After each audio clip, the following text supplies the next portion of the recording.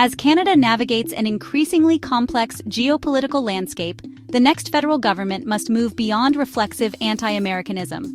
Instead, Canada should prioritize national interests while avoiding unnecessary conflict and subservience. The notion that Canada can stand alone is as misguided as the idea that it is only an economic appendage of the United States. Both perspectives have influenced policy in Ottawa at different times, leading to mistakes. Rather than engaging in feudal name-calling or trade disputes, Canada must take strategic steps to reinforce its autonomy. This approach requires a pragmatic view rooted in realpolitik, recognizing global realities, mitigating risks, governing for the whole country, and seizing opportunities while abandoning failed ideologies. However, if Washington continues to pursue protectionist measures, Canada must counteract the weakened position Ottawa has placed the country in over the past decade. One key strategy is diversifying trade relationships, notably by expanding economic ties with emerging markets such as India and Southeast Asia. This will require repairing Canada's strained relationship with India and regaining political respect in China. Unlike past liberal trade missions, which often prioritized ideology and moral posturing over substance, Canada must negotiate deals that protect domestic industries. A more effective approach would be strengthening partnerships with countries that value Canadian resources instead of vilifying them under misguided environmental policies.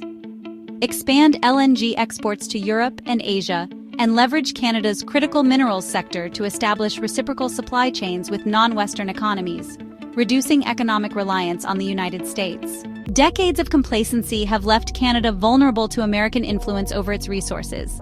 Foreign-funded environmental groups have weakened domestic energy production, handing U.S. industries a strategic advantage.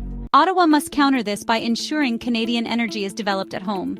Likewise, a robust industrial policy that prioritizes mining manufacturing and agricultural resilience could reduce dependence on U.S. and Chinese imports. This does not mean adopting European-style subsidies, but rather eliminating excessive regulations that make Canadian businesses uncompetitive, including costly domestic carbon tariffs. Another key vulnerability is Canada's growing military dependence on the U.S. through NORAD and NATO.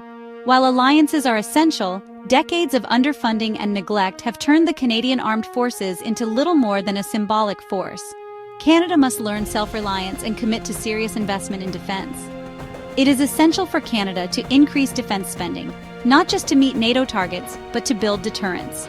Ottawa must reform its outdated procurement processes and develop a domestic defense manufacturing base, reducing reliance on foreign arms deals.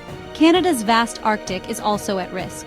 Without continued investment in northern sovereignty, Ottawa may find itself locked out of its own backyard by more assertive global powers.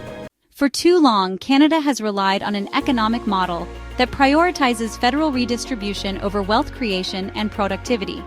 The country needs a competitive tax regime that attracts investment instead of punishing success.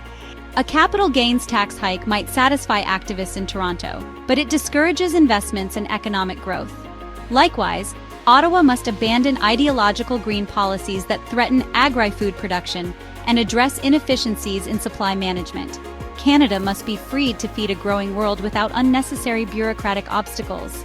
Ottawa must also create an environment where businesses can innovate and grow without excessive regulatory burdens. This includes eliminating interprovincial trade barriers that stifle commerce.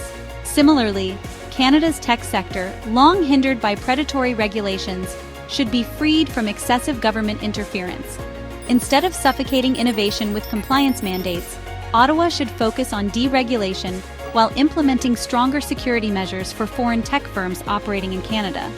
Perhaps Ottawa's greatest mistake is its knee-jerk reactions to American policies made without a coherent long-term strategy.